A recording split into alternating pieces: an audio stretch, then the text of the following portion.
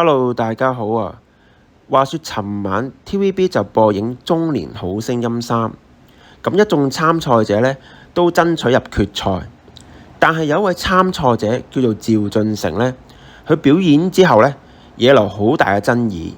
當佢表演嗰陣，佢背後嘅熒幕呢就播放佢過去同佢老婆拍拖啊、結婚嘅照片啦，同埋錄影片嘅。咁好多網民就評論佢話：你其實係借屋企人嚟搏上位。而最後呢，佢嘅表演係獲得當晚最高分98分。好多網友呢對佢嘅表現覺得表現一般啦，唔值得咁高分，仲攞埋 MVP， 就覺得有造馬嘅嫌疑啦。當呢個節目播映之後呢，就網上有好多人抨擊啦。咁我就唔知道內幕嘅消息。反而我想用佢嘅八字呢去評一評佢，睇返佢八字係戊土日元，跟住你會見到有3個印星，分別見到佢旁邊有丁火同埋丙火，都係佢印星嚟嘅。而本身佢日元座下就係午火，亦都係印星嚟嘅。即係話呢，其實佢個老婆呢係佢貴人嚟嘅，因為印星亦解作貴人，印星解作貴人，亦解作名譽。即係明星嗰啲啦，其實做娛樂圈呢就好啱嘅。佢嘅八字咁多火，咁究竟佢需要啲咩呢？其實咁多火呢，最需要就係用水啦。即係佢個財星，亦解作係財破印，因為你火咁旺呢，要用水去調候。但係你睇全個八字係冇水嘅。如果冇財星水，咁就要用食傷，因為食傷呢就可以蝕一蝕佢。唔使咁旺。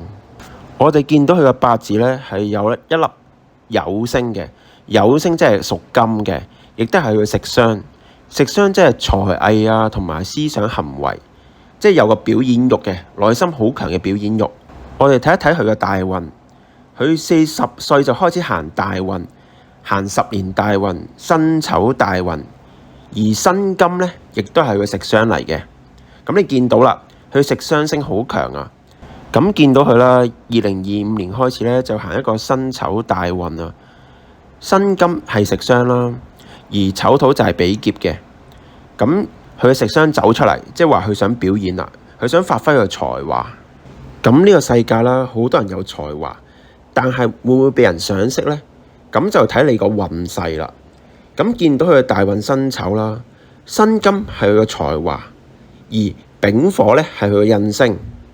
丙火代表名譽同埋貴人，見到丙同辛一合，即係話咧佢嘅才華得到賞識啦。所以佢今次喺中年好聲音3咧，點解入到7強呢？因為有貴人賞識佢咯，想提高佢嘅地位，跟住俾啲機會去發揮。咁呢，其實已經可以斷定咧，其實佢嘅運勢係唔差。正如阿張家輝啦，當年喺亞視，其實佢都係男一嚟噶啦。但係冇乜人認識啊，因為亞視冇人睇啊嘛。但佢走咗嚟無線之後呢，就拍咗好多劇啦，譬如《天地豪情》啊、《金裝4大才子》啊，咁就為人所熟悉啦。之後佢喺電影嘅發展更加係名成利就，攞埋影帝。所以話呢，俾人賞識係好重要。就算你有才華，冇人提攜你、賞識你，你都係冇用。呢個世界就係咁現實啦。有人提攜你、賞識你，你知名度上升，有名譽就有地位，財富自然嚟。但如果你有才華，冇人賞識你，你都係廢嘅。睇完佢嘅大運，睇埋流年。今年呢就係乙巳年，咁乙呢就係佢嘅官啦，而巳火呢亦都係印星喎。本來辛金大運呢，傷官就會克官嘅，因為辛金就會劈乙木啊嘛。但係頭先講咗啦，丙火就會合埋辛金，所以咧辛金咧就劈唔到乙木，就唔會形成傷官見官。反而乙木呢個官咧就會生旺個丁火，因為木生火啊嘛，咁咧就會形成官印相生呢個好格局。官印相生係代表乜嘢咧？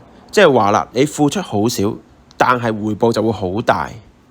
咁樣叫唔叫做馬咧？咁我覺得只可以講話有運行咯。你一個人有運行呢，咁你條路就順好多噶啦。你做乜都好噶，即係譬如你付出好少，但回報好大。佢呢10年啦，個大運都係辛丑啦，即係有傷官啦。傷官辛金咧，其實係一啲好幼細嘅金。如果有火提煉佢咧，就好耀目啦，就發出閃閃嘅光芒。咁其實咧，佢做娛樂圈咧係好啱嘅。娛樂圈呢行咧，其實係跟紅頂白嘅。如果你有運行咧，好多人會睇你嘅，好多人會賞識你，俾機會你。所以我想講就係話，即係決賽當晚咧，即係5月11號啦。其實無論佢攞咩成績都好啦，佢有運行咧，佢之後喺娛樂圈發展咧，一定好多人俾機會佢，即係譬如俾表演機會佢啊，甚至有人揾佢贊助俾佢啊，呢啲都會發生㗎。咁樣即係話咧，其實佢好多機會咧去揾錢啦，同埋去表演自己啦。咁咧其實係幾爽㗎。所以網上有好多人覺得，哇，點解呢個趙俊成突然間哇好似好熱門咁樣啊，成為呢個歌唱比賽好矚目嘅新星？冇辦法，因為就係運咯，有運行啊嘛，有貴人扶持啊嘛。呢啲嘢如果解釋唔到，我覺得用玄學咧就會睇多少少咯。同埋娛樂圈唱歌啊、拍戲其實都係好主觀啊。究竟你有冇人鍾意你呢？或者你有冇後台撐你？有冇貴人呢？呢個好重要啊。譬如之前嚴明熙啦，其實佢唱歌真係好好，我諗眾所周知㗎啦。但係因為得罪咗某啲人啦，或者佢同某方面嘅大台關係唔好，嗱咁啊靜晒啦。咁你見到佢而家佢嘅曝光率都跌到好低啦，所以話其實有冇運行都好緊要。咁今日差唔多啦，講到呢度。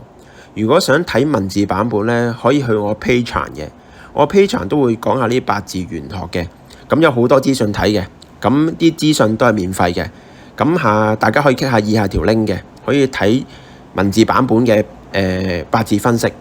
今日就講到呢度先，下次有機會再講，拜拜。